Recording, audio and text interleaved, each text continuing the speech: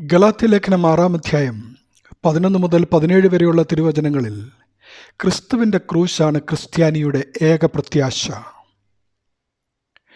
പഴയ നിയമജനതയ്ക്ക് മോശ മുഖാന്തരം നൽകിയ പഴയ ഉടമ്പടിയായ ന്യായപ്രമാണം അബ്രഹാമിലൂടെ നൽകിയ പരിച്ഛേദനയേറ്റവർ പോലും പാലിച്ചില്ല. തങ്ങൾ ദൈവത്താൽ തെരഞ്ഞെടുക്കപ്പെട്ട ജനമാണെന്നുള്ള ജഡത്തിലുള്ള പ്രശംസയ്ക്ക് വേണ്ടി പരിച്ഛേദനയേൽപ്പാൻ അവർ ഇച്ഛിച്ചതേയുള്ളൂ.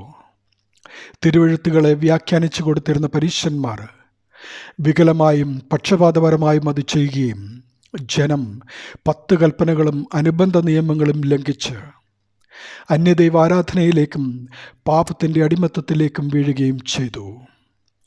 യോഹന്നാൻ സ്നാപകൻ ഇവരെ സർപ്പസന്തതികളെ എന്ന് വിളിക്കുന്നു.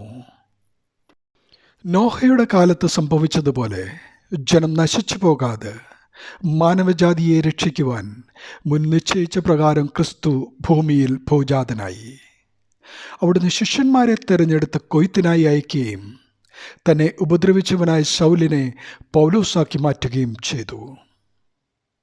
എനിക്ക് ജീവിക്കുന്നത് ക്രിസ്തുവും മരിക്കുന്നത് ലാഭവുമാണെന്ന് പ്രഖ്യാപിച്ച പൗലോസ് അപ്പോസ്തലൻ 3-ാം സ്വർഗത്തോളം എടുക്കപ്പെട്ടു. യേശുക്രിസ്തുവിൻ്റെ മരണത്തിൻ്റെ സദൃശ്യത്തോടെ ഏകീഭവിച്ചു. യേശുവിൻ്റെ ചൂടടയാളം വഹിച്ചു. കർത്താവായ യേശുക്രിസ്തുവിൻ്റെ ക്രൂശിലല്ലാതെ പ്രശംസിക്കുവാൻ ഇടവരരുത് എന്ന് പ്രത്യാശിച്ചു.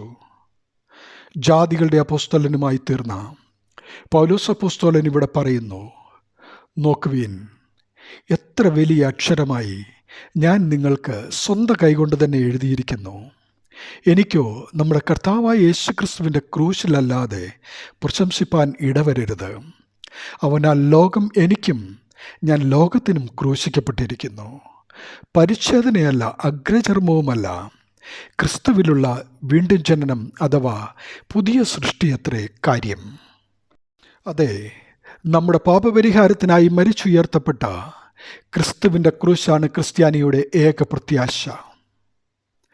കുരിശ് സ്വയം നീതീകരണത്തിൻ്റെ അന്ത്യവും ന്യായപ്രമാണ പ്രവൃത്തികളാൽ പഴയ നിയമ ജനതയ്ക്ക് നേടാൻ സാധിക്കാതെ പോയ പാപമോചനവും നിത്യജീവനും പ്രദാനം ചെയ്യുകയും രക്ഷയുടെ പുതുവഴി തുറക്കുകയും ചെയ്യുന്നു. യേശുക്രിസ്തു തൻ്റെ രക്തം കൊടുത്ത് വിലയ്ക്ക് വാങ്ങിയ മാനവജാതികളിൽ നിന്നും കൃപയാൽ തന്നിൽ വിശ്വസിക്കുന്നവരുടെ ഹൃദയങ്ങളുടെ മേൽ പരിശുദ്ധാത്മാവിനാൽ എഴുതപ്പെട്ടിരിക്കുന്ന പുതിയ ഉടമ്പടി അഥവാ നിയമം അനുസരിച്ച് നടക്കുന്ന ഏവർക്കും രക്ഷ സാധ്യമാകും. എന്നാൽ അത് ദൈവത്തിൻ്റെ ദാനമാണ്. പ്രിയമുള്ളവരെ, ക്രിസ്തുവിൻ്റെ ക്രൂശാണ് ക്രിസ്ത്യാനിയുടെ രക്ഷയിലേക്കുള്ള ഏകവാതിലും പ്രത്യാശയും.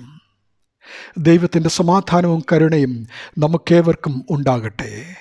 നമ്മുടെ കർത്താവായ യേശുക്രിസ്തുവിൻ്റെ കൃപ നിങ്ങളുടെ ആത്മാവിനോടുകൂടെ ഇരിക്കുമാറാകട്ടെ. ആമീൻ. ദൈവനാമം മഹത്വപ്പെടട്ടെ.